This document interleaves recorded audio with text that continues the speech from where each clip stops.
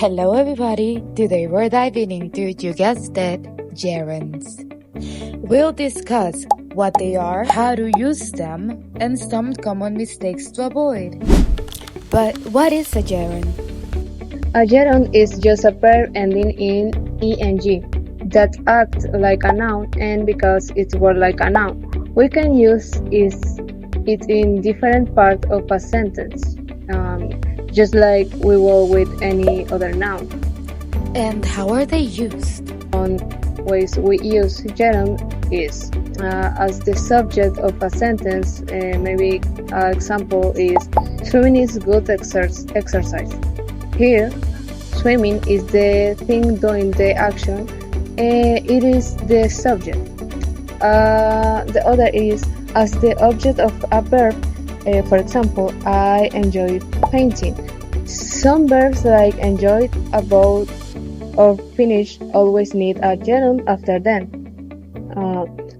The after preposition, for example, she's good at drawing. Whenever there's a preposition like at, on, or about, you usually follow it with a gerund. And for the last is as a subject complement. For example, maybe his favorite hobby is, baking. After be, verbs gerunds can describe or rename the subject. What about mistakes? Alright, let's talk about some common mistakes people make when using gerunds, and possibly how to avoid them. Mistake number 1 is using an infinitive instead of a gerund. Some verbs just don't work with to plus verb. For example, I enjoyed to read. No, that will be wrong. I enjoyed reading will be the correct form. Verbs like enjoyed, avoid, finish, and suggest should always be followed by a gerund, not an infinitive. Mistake number 2, confusing gerunds with participles. Remember, gerunds act like nouns, while participles act like adjectives or verb parts. Let me illustrate. The words swimming, for example. In the sentence, swimming is fun, swimming is a gerund, acting as a noun and a subject in this case. The swimming child is fast. Here, swimming takes another meaning. Swimming becomes a participle, in this case an adjective describing child. Mistake number 3, forgetting prepositions need gerunds. This is a biggie. After prepositions, use the gerund, not the base verb. For example, she's interested in learning English. That will be wrong. She's interested in learning English will be the correct form. Mistake number 4, not knowing which verbs need a gerund. This one has a little bit of a learning curve. Some verbs are followed by gerunds, others by infinitives, and a few accept both. Example, he stopped smoking, he quit. He stopped smoking, he paused to have a smoke. Same verb, very different meaning. What if we diagram it? Traditional versus modern approaches. Let's use the sentence, reading before bed relaxes me. Under traditional approach, a gerund like reading is treated as a noun, even though it looks like a verb. Here it acts as the subject of the sentence. The phrase reading before bed is considered then a simple noun phrase. Inside the noun phrase, the gerund reading and the prepositional phrase before bed are treated as two parts sitting side by side. The prepositional phrase just modifies the noun, telling us when the reading happens. So the diagram shows the noun phrase splitting into the gerund and the prepositional phrase as siblings. It's a flat structure focusing on labeling the parts without showing internal hierarchy or how the modifiers relate structurally to the gerund. In the modern approach, using expert theory, it gives us a more detailed picture of how phrases are built. Here, reading is still the head of the noun phrase, the core word the phrase is built around.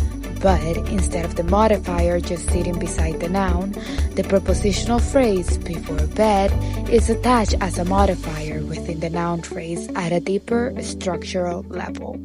And this layer approach shows that reading is the central noun and before bed depends on it, modifying it internally rather than just sitting next to it.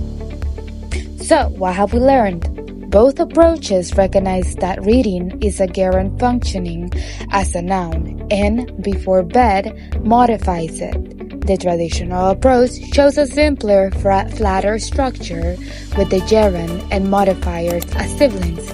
The expert approach reveals the internal hierarchy, showing the gerund as the head and the modifier as attached within the phrase, emphasizing their relationship more clearly. And that's how the same gerund phrase is diagrammed in two different but complementary ways. Hey James, it has been a while. How have you been? Hey, I'm good. Just trying to get into some healthier habits lately. Yeah? Like what? Well, I started waking up earlier and I've been going for a run before work. It's tough, but I'm getting used to it, I think. That's impressive. I can't even imagine running that early. I'm more of a hit the sun 5 times kind of person. Well, let me tell you, but breaking the habit was the hardest part. What's been your biggest change for you? Good question. Honestly, just taking care of myself better, I think. Eating healthier, reading more, and avoiding scrolling on my phone all night. That last one's still a work in progress, let me tell you. Same here. I keep telling myself I'll stop checking social media before bed, and then there I go again.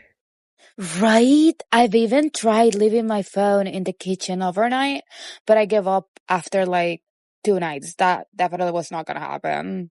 Dude, that's cool. I've been thinking about starting yoga, and not for fitness really, just for stress. Oh, for sure. You should definitely do that. You know what I've heard about on the internet that's really good? Um, I've heard doing breathing exercises regularly can really help with like anxiety, and I'm a really anxious person, so I've been wanting to try it too. You should. Yeah, I just need to stop putting it off and actually do it. That's the trick with everything, isn't it? You just gotta up and do it, I guess. Like, no choice.